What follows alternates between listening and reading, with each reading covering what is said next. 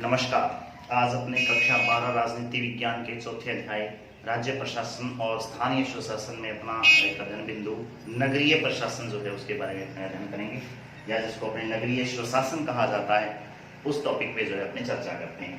तो शुरू करते हैं नगरीय स्वशासन। नगरीय स्वशासन जो है वो एक प्रकार से नगरों की पंचायत या नगरों की एक प्रकार से सरकार के बारे में सरकार इसको कहा जा सकता है। जिस तरीके से ग्रामीण स्वशासन में अपने पंचायती राज व्यवस्था को देखा है, इसी प्रकार से नगरीय स्वशासन में अपने नगरीय स्वशासन के जो है कुछ महत्वपूर्ण टॉपिक्स हैं, उनके बारे में अध्ययन करेंगे। तो शुरू करते हैं। सबसे पहले तो बात याद रखनी है कि नगरीय स्वशासन की शुरुआत कब और कैसे हुई है। तो याद रखेंगे 74वां संविधान संशोधन होता है भारत में। तो मैं लिख देता हूं, यहाँ पे महत्वपूर्ण बात है ये 74वें संविधान संशोधन 1994। ये याद रखेंगे 74वां संविधान संशोधन 1994 में जो है एक प्रकार से जोड़ा गया था भारतीय संविधान में। 1994 में जोड़ा गया और इसी के साथ साथ जो है एक प्रकार से नगरीय स्वशासन की भी शुरुआत हो जाती है। इसके अंतर्गत क्या हुआ कि इसके अंतर्गत भारतीय संविधान के कुछ एक प्रकार से यूं मान लो कि भाग अलग से जोड़े गए, उसमें अनुच्छेद अलग से आए और उसकी जो एक प्रकार से अनुसूची जो थी वो एक प्रकार से अलग से जुड़ी। अब पूरी बात क्या है, तो भारतीय संविधान के अंतर्गत जो है क्या हुआ, भाग 9 यानी भारतीय संविधान के भाग 9, इसके अंतर्गत भाग 9 का मतलब यहाँ पे भारतीय संविधान के भाग 9 के अनुसूची 12 यानी 12वीं अनुसूची एक प्रकार से, उसके बाद में अनुच्छेद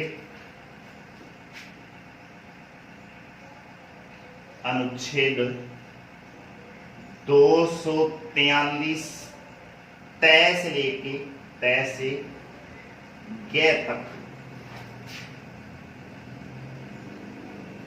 कुल 18 अनुच्छेद जोड़े गए। 18 अनुच्छेद जोड़े गए। ये एक सीधा सा फैक्ट है जो आपको याद रखना है। अब पूरी बात क्या है वो सुनेंगे। अब भारतीय संविधान के एक प्रकार से संविधान में संशोधन हुआ, जिसको 74वां संविधान संशोधन 1994 में जो है एक प्रकार से जोड़ा गया था, भारतीय संविधान में ये लागू हुआ। इसके अंतर्गत क्या हुआ कि एक तो भारतीय संविधान के भाग 9 में भाग 9 जो है एक प्रकार से पंचायती राज से संबंधित है और 9 कै जो है वो नगरीय स्वशासन से संबंधित है। तो भाग 9 कै अनुसूची 11वीं जो थी वो पंचायती राज से संबंधित थी और अनुसूची 12वीं जोड़ी गई जो कि नगरीय स्वशासन से संबंधित है। उसके अलावा जो है बात आती है अनुच्छेद 243 कै से तय तक था वो, तो कैसे तय तक कैसे न तक टोटल 15 जो है प्रकार से अनुच्छेद जोड़े गए थे। अब यहाँ पे अनुच्छेद 243 तय से गे तक टोटल क्या जो है प्रकार से 18 अनुच्छेद जो है वो जोड़े गए हैं। ये एक सीधा सा फैक्ट है जो आपको याद रखना है। इसके अलावा जो है बात यह है कि नगरीय स्वशासन की जो एक प्रकार से जो जिस तरीके से पंचायती राज की 3 स्तरीय ढांचा है, इसी प्रकार से नगरीय स्वशासन का भी जो एक प्रकार से 3 स्तर का जो एक प्रकार से ढांचा है। तो नगरीय स्वशासन भी जो है क्या है जी, त्रिस्तरीय है।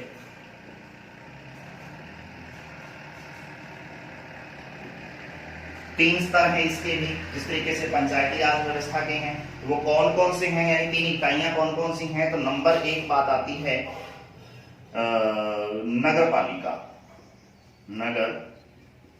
पालिका, इनका सभी का गठन एक ही जगह पे जो अपने कर देंगे। नंबर 2 आती है नगर परिषद और नंबर 3 पे आती है नगर निगम। तो ये तीनों का जो एक प्रकार से वर्णन जो है अपने इन्हीं के नीचे जो है एक प्रकार से यहाँ कर देंगे। तो नगर पालिका, नगर परिषद और नगर निगम जो है एक प्रकार से कहती 3 स्तर हैं इसके, या 3 एक प्रकार से इसकी इकाइयां हैं। नगर पालिका का जो गठन है वो 20,000 की जनसंख्या से लेकर, इसके गठन की बात यहीं पे कर लेते हैं, तो 20,000 से लेकर 1 लाख की जनसंख्या पर इसका गठन होता है, बिल्कुल ये याद रखेंगे। और एक प्रकार से क्या है कि सीधी सी बात यह है कि जब किसी नगर की संख्या या जनसंख्या 20,000 से लेकर 1 लाख की हो जाए तो वहां पर जो है एक प्रकार से नगर पालिका का गठन किया जाता है। दूसरी बात आती है नगर परिषद की। तो नगर परिषद में थोड़ा आंकड़ा चेंज हो जाएगा, बाकी सेम ही बात हो जाएगी। तो यहां पर है 1 लाख की जनसंख्या से लेकर 5 लाख जनसंख्या पर इसका जो है गठन होता है। यानी 1 लाख की जनसंख्या से लेकर और 5 लाख की जनसंख्या पर जो है प्रकार से क्या है कि नगर परिषद का गठन किया जाता है। बात आती है नगर पालिका की। नगर पालिका का गठन जो है वो हो जाएगा 5 लाख से अधिक जनसंख्या पर। यानी 5 लाख से अधिक जनसंख्या जब हो जाए तो 5 लाख से अधिक जनसंख्या पर जो है प्रकार से गठन किसका होता है जी? नगर निगम का जो है प्रकार से गठन भारत जो है प्रकार से भारत में जो है किया जाता है। अब यहाँ पे बात याद रखनी है कि भारत में राजस्थान की यदि बात करें तो राजस्थान में नगर पंचायत की जो बात है या स्थानीय प्रशासन की बात है उसमें नगर पालिकाएं कितनी हैं, नगर परिषद कितने हैं और नगर निगम कितने हैं, ये थोड़ा सा याद रखना। हालांकि आंकड़े चेंज होते रहते हैं, एक प्रकार से जनसंख्या के आधार पर होता ही, फिर भी जो है आपको याद रखना है 147 जो है एक प्रकार से भारत में क्या है राजस्थान में नगर 143 जो है राजस्थान में नगर पालिकाएं हैं। उसके बाद में बात आती है नगर परिषद की। तो 34 नगर परिषद हैं राजस्थान में, 34 नगर परिषद। और जो है बात आती है नगर निगम की तो उनकी संख्या है 7, अर्थात 143 नगर पालिकाएं राजस्थान में, 34 नगर परिषदें और 7 नगर निगम है। 7 नगर निगम कौन से हैं? तो 7 संभाग है राजस्थान में, उन्हीं 7 संभागीय मुख्यालयों पर जो है क्या है जी नगर निगमों का भी जो है निर्माण किया गया है जनसंख्या के आधार पर। तो ये इनका जो है प्रकार से गठन जो है लगातार जो है आगे से आगे होता रहा है।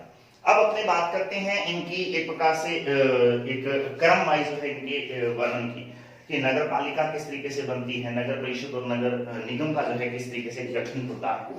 तो सेम बातें हैं। बात अपने हालांकि गठन की तो कर चुके हैं कि 20,000 से 1 लाख की जनसंख्या पर नगर पालिका है, 1 लाख से 5 लाख तक जो है एक प्रकार से नगर परिषद और 5 लाख से अधिक जनसंख्या पर नगर निगम हो जाते हैं। अब बात करनी है कि इनका जो है प्रकार से जो सदस्य हैं वो किस तरीके से जो है प्रकार से इनके चुने जाते हैं, उन सब के चुनाव की बात करते हैं। तो सबसे पहले जो है अपने बात करेंगे नगर निगम की, क्योंकि नगर निगम से ही अपने आप ही जो है ये नगर पालिका और नगर परिषद जो है आते जाएंगे। तो पहले नगर निगम की जो है अपने बात करते हैं किस तरीके से इनका जो है गठन किया जाता है। तो शुरुआत करता हूं मैं नगर निगम के जो एक प्रकार से चुनाव की और उनकी निर्वाचन प्रणाली किस तरीके की है। तो यहाँ पे अपने हेडिंग डाल देते हैं नगर निगम किस तरीके से इसका जो है गठन होता है।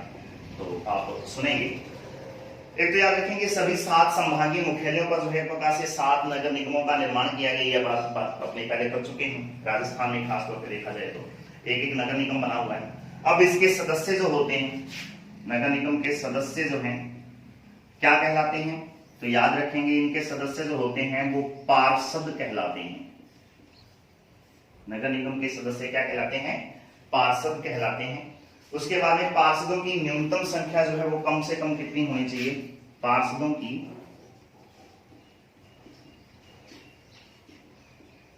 न्यूनतम संख्या 18 होनी चाहिए। यानी एक किसी नगर निगम में जो पार्षद हैं उन पार्षदों की कम से कम संख्या जो है वो कितनी होनी चाहिए?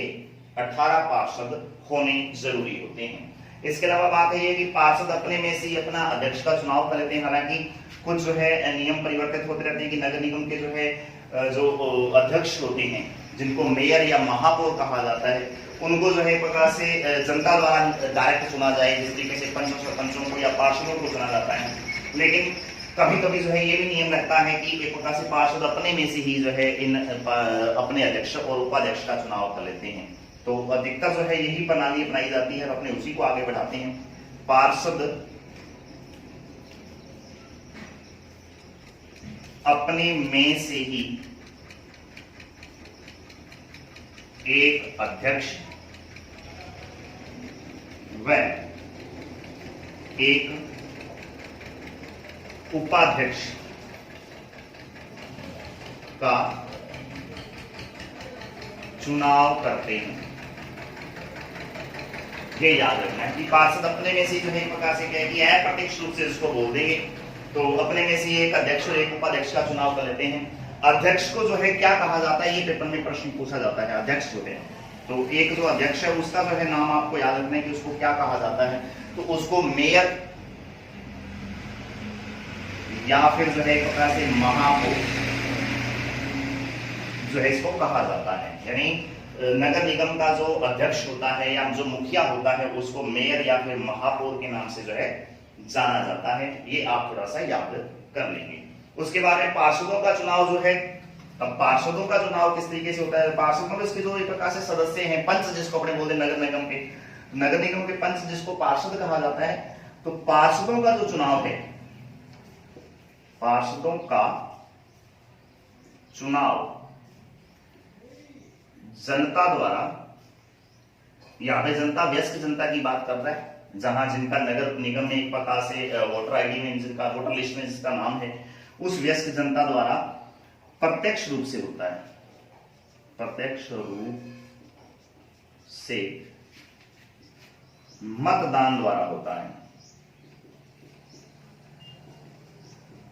ये याद रखना है कि पार्षदों का चुनाव जो है वो मतदान द्वारा जो है प्रकार से क्या है कि जनता द्वारा डायरेक्ट वोट देके उनको चुना जाता है। तो वयस्क मताधिकारी जो है इनका चुनाव करते हैं।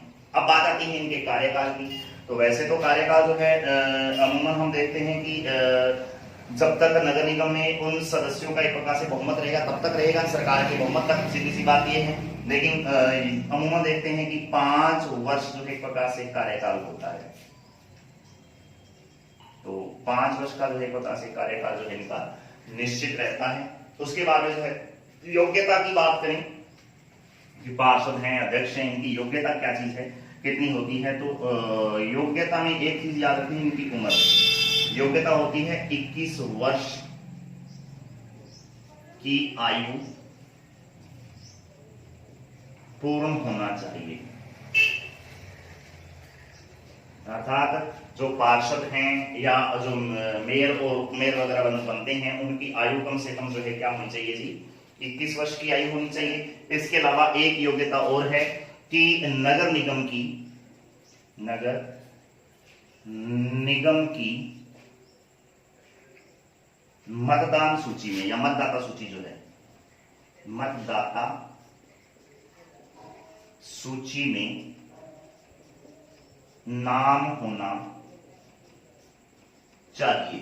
यानी जो व्यक्ति जो एक प्रकार से महापौर या मेयर का या फिर यूं मान लो कि पार्षद का चुनाव लड़ रहा है, उसकी जो है प्रकार से जिस नगर निगम से वो चुनाव लड़ रहा है उस नगर निगम की मतदाता सूची में जो है प्रकार से उस व्यक्ति का नाम होना अनिवार्य होता है। वो व्यक्ति जो है प्रकार से इस नगर निगम का सदस्य बन सकता है। उसके बाद में जो है बात आती है शपथ और त्याग पत्र जो है प्रकार से किसको देते हैं। तो याद रखेंगे महापौर जो है और मेयर जो पार्षद हैं, पार्षदों और मेयर इन दोनों को शपथ दिलवाने का कार्य जो है जिला कलेक्टर द्वारा जो है वो किया जाता है। यानी जिस नगर निगम की एक प्रकार से ये सदस्यता ले रहे हैं, अर्थात वो मतदान द्वारा चुने गए हैं, अध्यक्ष उपाध्यक्ष बने हैं या उसके अलावा पार्षद बने हैं, तो फिर जो है उनको एक प्रकार से शपथ दिलवाने का काम जो है उसी जिला का जो है एक प्रकार से जिले का जिला कलेक्टर जो है, डिस्ट्रिक्ट कलेक्टर डीसी जिसको अपने बोल देते हैं, वो जो है एक प्रकार से इनको शपथ दिलवाता है। मेयर अपना त्याग पत्र यदि किस देना चाहे, यानी मेयर जो है ये वाला व्यक्ति अपना त्याग पत्र देगा तो फिर वो संभागीय आयुक्त यानी जिस संभाग का वो एक प्रकार से नगर निगम का निवासी है या नगर निगम का एक प्रकार से अध्यक्ष चुना गया है, मेयर जो है अपना जो एक प्रकार से त्याग पत्र है वो अपने आप में संभागीय आयुक्त को देगा। यानी उस संभाग का जो आयुक्त होता है, जो राज्य सरकार द्वारा या केंद्र सरकार द्वारा जो एक प्रकार से किसी परीक्षा द्वारा चुनकर जो एक प्रकार से आईएएस या आरएएस ऑफिसर होता है, उस व्यक्ति को जो एक प्रकार से अपना त्याग पत्र देंगे। जी हाँ, तो ये याद रखेंगे संभागीय आयुक्त को जो एक प्रकार से मेयर अपना त्याग पत्र देता है, पार्षद अपना त्याग पत्र किसको देंगे तो वो डायरेक्ट मेयर को अपना त्याग पत्र दे सकते हैं। ठीक है जी, तो ये एक प्रकार से की व्यवस्था है। उसके बाद में बात आती है यहाँ का प्रशासनिक पदाधिकारी कौन होता है, यानी जो एक प्रकार से ऐसा व्यक्ति जो सरकार द्वारा जो है किसी परीक्षा को पास करके, आईएएस या आरएएस की परीक्षा को पास करके जो एक प्रकार से वहां का सेक्रेटरी, जिसको अपने ग्राम सेवक अपने आम भाषा में पंचायती राज में बोल देते हैं, तो उस तरीके का वहां का ऐसा कौन सा व्यक्ति है जो एक प्रकार से जो प्रशासनिक तौर पे जो है वहां पे सरकार द्वारा नियुक्त होता है, तो उसको जो है कमिश्नर के नाम से जो है पुकारा जाता है। तो जो नगर निगम है, नगर निगम का प्रशासनिक पदाधिकारी कमिश्नर, या जिसको हिंदी में अपने बोले तो आयुक्त, तो इसको जो है बोला जा सकता है कमिश्नर या आयुक्त, जो है प्रकार से क्या है कि पंचायती सॉरी नगर निगम का जो है प्रकार से प्रशासनिक पदाधिकारी होता है। इसके अलावा जो है बात आती है कि इनको अविश्वास प्रस्ताव द्वारा किस तरीके से हटाया जा सकता है। तो नगर निगम के सदस्यों को हटाने की जो प्रक्रिया है वो अविश्वास प्रस्ताव द्वारा जो है प्रकार से इनको हटाने की प्रक्रिया होती है। किस तरीके से इनको हटाया जा सकता है ये बात अपने कर लेते हैं। तो याद रखेंगे नगर निगम के जो एक प्रकार से सदस्य हैं, इनको हटाने के लिए नगर पालिका, नगर निगम और नगर परिषद तीनों के लिए एक ही तरीका जो है प्रकार से है। एक तो ये है अविश्वास प्रस्ताव। पहले तो ये ध्यान रखना चाहिए कि है क्या चीज, अविश्वास प्रस्ताव क्या चीज है। तो याद रखेंगे अविश्वास प्रस्ताव ये है कि मान लो मेयर यानी जो एक प्रकार से जो अध्यक्ष चुना है अपने नगर निगम का, वो एक प्रकार से इन पार्षदों के अनुसार कार्य नहीं चला रहा है, या सरकार में एक प्रकार से वो कहीं ना कहीं दिक्कत खड़ी हो रही है और उसका बहुमत सिद्ध नहीं हो पा रहा है, तो उसके खिलाफ जो है अविश्वास प्रस्ताव यानी उस नगर निगम में अविश्वास प्रस्ताव पारित होगा। अब वो अविश्वास प्रस्ताव किस तरीके से पारित होता है, उसको पद से हटाने की प्रक्रिया जो है एक प्रकार से अविश्वास प्रस्ताव है। तो किस तरीके से उसको पद से हटाया जा सकता है, तो याद रखेंगे पहले 2 साल यानी जब व्यक्ति का चुनाव हो गया, मेयर का चुनाव हो चुका है, तो प्रथम 2 साल, प्रथम 2 वर्ष नहीं लाया जा सकता, यानी अविश्वास प्रस्ताव जो है अविश्वास प्रस्ताव नहीं लाया जा सकता, लाया जा सकता। एक तो ये याद रखना कि पहले 2 साल तो पक्का हो गया कि वो मेयर रहेगा ही रहेगा, उसको हटाया ही नहीं जा सकता किसी भी हालात में। उसके बाद में बात तीसरे और चौथे वर्ष की बात करें तो तीसरे व चौथे वर्ष एक बार लाया जाता है, यानी एक बार जो है तीसरे साल और एक बार चौथे साल उसके खिलाफ अविश्वास प्रस्ताव लाया जा सकता है, मतलब उसको पद से हटाने की प्रक्रिया शुरू हो सकती है। तीसरे साल एक बार आएगा, हट गया तो ठीक है, वरना चौथे साल भी एक बार आएगा। और यदि नहीं हट पाया तो क्या होगा, तो फिर जो है क्या होगा, तीसरे और चौथे साल दोनों साल में कम से कम जो है प्रकाशित की 2/3 बहुमत की आवश्यकता होती है। तीसरे साल पारित हो तो भी और चौथे साल पारित हो तो भी कम से कम 2/3 अर्थात 2/3 बहुमत की आवश्यकता होती है। यानी 18 पार्षद, 18 में से कम 12 पार्षद एक तरफ हों और उस मेयर के खिलाफ एक प्रकार से अपना मतदान करें, तब जाके जो है एक प्रकार से उस व्यक्ति को मत पद से हटाया जा सकता है तीसरे और चौथे साल एक बार। ये याद रखेंगे, बहुत महत्वपूर्ण है ये बात। उसके बाद में बात आती है चौथे वर्ष में साधारण बहुमत से भी एक प्रकार से इसको हटाया जा सकता है। तीसरे वर्ष को जो है कम से कम क्या है कि ये है ये व्यवस्था यानी 2/3 बहुमत से, और चौथे वर्ष यदि हटाना हो तो फिर जो है साधारण बहुमत से ही इसको पद से हटाया जा सकता है। साधारण बहुमत से ही हटाया जा सकता है। यानी सीधी सी बात है, पहले 2 साल जो है अविश्वास प्रस्ताव आएगा ही नहीं, तीसरे साल एक बार आएगा जो 2/3 बहुमत से पारित हो सकता है, उससे कम नहीं हो सकता। चौथे साल भी एक बार आएगा और उसको साधारण बहुमत से ही हटाया जा सकता है। साधारण बहुमत का मतलब होता है 1/2 प्लस 1 का बहुमत जो होता है। 2/3 बहुमत का मतलब ये हो गया कि जितनी सीटें हैं उनके 2/3 अर्थात लगभग 66% सदस्य एक तरफ हो, तब जाके उसको पद से हटाया जा सकता है। और यहाँ का मतलब ये हो गया कि 51% हो गया प्रकार से, तो यानी 1/2 प्लस 1 आधे से 1 वोट अधिक, ये मान सकते हैं अपने, उसको इस तरीके से बोला जा सकता है। और सीधी सी बात ये है कि अधिकतम 3 बार ही एक प्रकार से कह रहे हैं कि इसके खिलाफ यानी नगर निगम का जो पार्षद या महापौर जो होता है, मेयर जो होता है, उसके खिलाफ सिर्फ 3 बार ही अधिकतम जो है अविश्वास प्रस्ताव लाया जा सकता है। 3 से अधिक बार जो है एक प्रकार से अविश्वास प्रस्ताव नहीं ला सकता। अमूमन 2 बार ही होता है, तीसरे साल एक बार, चौथे साल एक बार। और जरूरत पड़े तो 5वें साल में जो है एक बार और अधिकतम लाया जा सकता है, वो भी यदि कोई वो कानून के अनुसार बिल्कुल भी कार्य नहीं कर रहा है तब ऐसी कंडीशन होती है, वरना 2 बार ही ऐसा होता है। तो मैक्सिमम जो है कितनी बार एक प्रकार से उसके खिलाफ अविश्वास प्रस्ताव आएगा, तो 3 बार जो है मैक्सिमम उसके खिलाफ अविश्वास प्रस्ताव आ सकता है। जी हाँ, तो ये बात अपने जो है नगर निगम की कंप्लीट होती है। उसके बारे में बात करते हैं कि नगर जो है परिषद किस तरीके से अपना जो है वो निर्वाचन इसका जो है होता है। सेम बातें हैं, कुछ एक फर्क है इसके नामों में।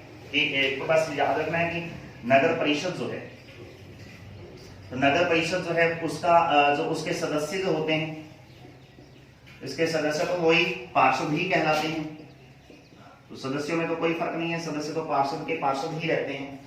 अगली खास बात यह है कि नगर परिषद के जो अध्यक्ष होते हैं, यानी इसका अध्यक्ष जो होता है उसका नाम चेंज हो गया है, उसका नाम जो है एक प्रकार से सभापति होता है। अध्यक्ष और उपाध्यक्ष का नाम जो है क्या हो जाएगा, सभापति, और उपसभापति जो है इसका नाम हो जाता है। उसके बारे में बात आती है, इनको शपथ कौन दिलवाता है, यानी जो सभापति है, सभापति को शपथ कौन दिलवाता है, तो याद रखेंगे जिला कलेक्टर, डीसी जो होता है वो जिला कलेक्टर जो अपने आप में इनको शपथ दिलवाता है। त्याग पत्र ये किसको देता है, जो सभापति होता है, तो ये भी जिला कलेक्टर को ही त्याग पत्र देता है। त्याग पत्र किसको देगा, जिला कलेक्टर को ही प्रकार से क्या है कि ये अपना त्याग पत्र देता है। प्रशासनिक पदाधिकारी कौन होता है, तो प्रशासनिक पदाधिकारी सीईओ जो है प्रकार से होता है, सीईओ अर्थात मुख्य कार्यकारी अधिकारी, जिसको अपने इंग्लिश में हिंदी में बोलते हैं मुख्य कार्यकारी अधिकारी, वो इसका जो है प्रकार से क्या होता है जी, ये इसका प्रशासनिक पदाधिकारी होता है। अब इनको पद से हटाने की प्रक्रिया, यानी जो एक प्रकार से अविश्वास प्रस्ताव है, तो जैसा आपने नगर निगम में अविश्वास प्रस्ताव पढ़ा है, सेम वही प्रक्रिया जो है एक प्रकार से यहाँ पर है। तीसरे और चौथे साल एक बार, तीसरे चौथे साल एक बार। उसके बाद में जो है तीसरे वर्ष में यदि उसको हटाना है तो कम से कम 2/3 बहुमत, चौथे वर्ष में उसको हटाना है तो कम से कम जो है साधारण बहुमत से ही उसको पद से हटाया जा सकता है। वो सेम प्रक्रिया है एक प्रकार से, ठीक है जी। इसको पद से हटाने की तो वो बातें हमने जो है यहाँ पे दोहराएंगे नहीं, क्योंकि सेम चीजें हैं। तो नगर परिषद का जो सदस्य है उनको पार्षद कहेंगे, अध्यक्ष को सभापति बोलेंगे। शपथ दिलवाने का काम जिला कलेक्टर करता है अध्यक्ष को। हाँ, पार्षदों को जो है शपथ दिलवाने का काम वो सभापति द्वारा ही किया जाता है, ये याद रखेंगे। अब अध्यक्ष को हटाने की जो त्याग पत्र देगा तो वो भी कलेक्टर को देगा। इसको हटाने की प्रक्रिया वो नगर परिषद के सदस्यों के समान है, तो इसलिए इसको दोहराएंगे अपने नहीं। बात आती है नगर पालिका की। नगर पालिका जो नगर स्वशासन की सबसे छोटी इकाई है, तो उस नगर पालिका की जो है अपने बात करते हैं। नगर पालिका के जो सदस्य होते हैं, सदस्य सेम नाम से कहलाते हैं, क्या होते हैं जी, पार्षद। इसका जो अध्यक्ष होता है ये याद रखना है, इसके अध्यक्ष को जो है चेयरमैन के नाम से जाना जाता है, चेयरमैन। तो चेयरमैन जो है एक प्रकार से इसका क्या होता है जी, अध्यक्ष होता है। प्रशासनिक पदाधिकारी जो होता है, प्रशासनिक पदाधिकारी वो इसका ईओ होता है, कार्यकारी अधिकारी जिसको बोलेंगे, वो सीईओ था, और ये जो है एक प्रकार से क्या है कि ईओ हो गया है। ईओ मतलब अधिशासी अधिकारी या कार्यकारी अधिकारी, इसको अपने आप में बोल सकते हैं, अधिशासी या कार्यकारी अधिकारी। तो ये इसका जो एक प्रकार से अध्यक्ष प्रशासनिक पदाधिकारी होता है। अब पार्षदों को शपथ दिलवाने का जो काम है वो अपने आप में अध्यक्ष द्वारा किया जाएगा, यानी चेयरमैन द्वारा किया जाएगा, और चेयरमैन को जो शपथ है वो अपने आप में एसडी जो है होते हैं, वो अपने आप में क्या है कि इनको चेयरमैन को शपथ दिलवाते हैं। तो इस तरीके से ये प्रक्रिया जो है अपने आप में नगरीय सुशासन में नगर पालिका की हो गई है। अब इनको पद से हटाने की बात करें तो पार्षद को पद से हटाया नहीं जा सकता, क्योंकि ये तो एक प्रकार से पंच हैं, तो पंचों को भी जिस तरीके से नहीं हटाया जाता उस तरीके से नगर पार्षदों को भी पद से नहीं हटाया जा सकता। लेकिन हाँ, चेयरमैन को पद से हटाने की प्रक्रिया वो सेम है जैसा आपने पढ़ा है नगर निगम में। तो नगर निगम, नगर परिषद और नगर पालिका तीनों में अध्यक्षों को हटाने की प्रक्रिया सेम है, उनके खिलाफ अविश्वास प्रस्ताव पारित होने की प्रक्रिया जो है एक जैसी है, सेम की सेम है। तो ये जो है अपने आज का नगरीय स्वशासन वाला जो टॉपिक है वो जो है अपने कंप्लीट होता है। याद रखने वाली जो मुख्य मुख्य बातें हैं वो ये है, एक तो जो है 74वां संविधान संशोधन 1994 में जोड़ा गया, इसके अंतर्गत भाग 9 क अनुसूची 12 अनुच्छेद 243 तय से ग तक जो है एक प्रकार से टोटल 18 अनुच्छेद जोड़े गए थे। मेन बात तो ये है। इसके अलावा जो है नगर परिषद के सदस्य, नगर पालिका और नगर निगम के जो सदस्य हैं उनको क्या नाम से पुकारा जाता है, ये थोड़ा सा याद रखने वाली बात है। और उनको त्याग पत्र और उनको शपथ दिलवाना और उनको जो है प्रकार से पद से किस तरीके से हटाया, अर्थात अविश्वास प्रस्ताव किस तरीके से लगाया जा सकता है, ये कुछ एक 4-5 क्वेश्चन बनते हैं। आप इनको अच्छी तरह से तैयार कर लेंगे। चौथे अध्याय में जो है प्रकार से नगरीय सुशासन और जो अपना स्थानीय सुशासन का टॉपिक काफी दिनों से चल रहा था वो आज पूरा होता है। हाँ, इसकी 2 बातें खास रही हैं, वो क्या है, एक तो पंचायती राज के 29 कार्य कौन कौन से हैं और नगरीय सुशासन के 18 कार्य हैं वो कौन कौन से हैं, उनकी लिस्ट जो है अपने नेक्स्ट वीडियो में जो है बनाएंगे। आज के लिए इतना ही। धन्यवाद। जय हिंद, जय भारत।